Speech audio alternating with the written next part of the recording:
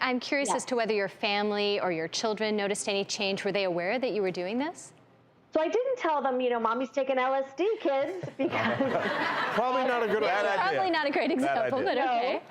But they certainly knew how depressed I was. When you have a mood disorder, your family cycles with you. So my children were experiencing my depression, and it was having a terrible effect on their lives. So I said to them, Mom's trying a new medicine. And one morning my daughter came down and I was making pancakes and I was making jokes and I was kissing her, and she looked at me and out of the blue she said, "Oh my God, Mom, what is wrong with you? Are you on acid?" Kids always know. No. Kids always know. Yeah. That is great. Thank you very much, Ayala. All right, Paul, we're coming to you now. So why did you decide that you wanted to start leading people along on how to microdose with LSD for their depression?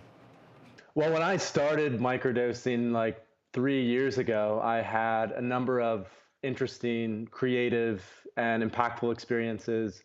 And with what I understood going on with cannabis, the recent medicalization and now legalization of cannabis, there seemed to be more of an open dialogue around previously illicit substances that we're now finding medical use for. And so I chose to start a very public website to talk about some of the upsides of these substances, particularly in a microdose form, because microdosing, unlike these high doses of psychedelics, doesn't really put you through a visual hallucination. I do not have a medical background. I don't work at all with people who are interested in microdosing for depression or addiction or PTSD. It's only those people who are interested in this betterment of well-being. So since you don't have a medical background, how do you feel comfortable guiding people through this area of, let's call it medicine, that hasn't even been explored by physicians and big medical teams? Yeah, no, that's an excellent question. So what I've tried to do is curate the best resources possible. So we have interviews with medical professionals, including integrative psychiatrists and general medical doctors, that then we provide their understanding of microdosing to our audience, because there are so many gaps in the knowledge of what we know about microdosing right now. It's an understanding that we can't be perfect with what we provide, but because this is becoming such a huge phenomenon, people are looking for answers.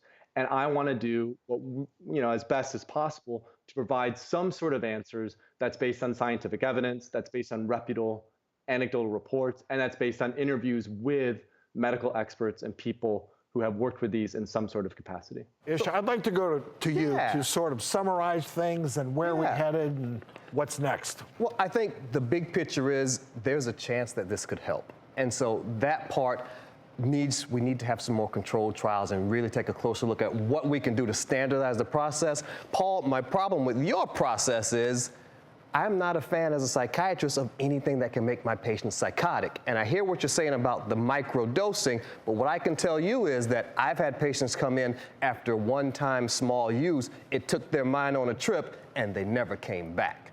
When they're in the room with me, I know what's going on with their anxiety, with their depression, what could predispose them to being psychotic, and you don't have that safety net in place. So that's what scares me about this. And I think what's happening here, guys, is, in psychiatry, there's this thing that breakdowns lead to breakthroughs.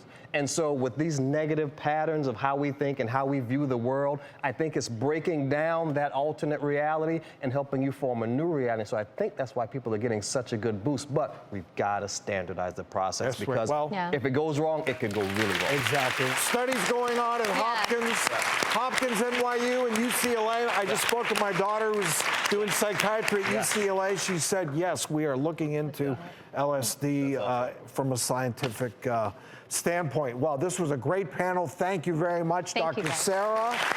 Paul, Ayala, thank you for joining us. Really stimulating conversation.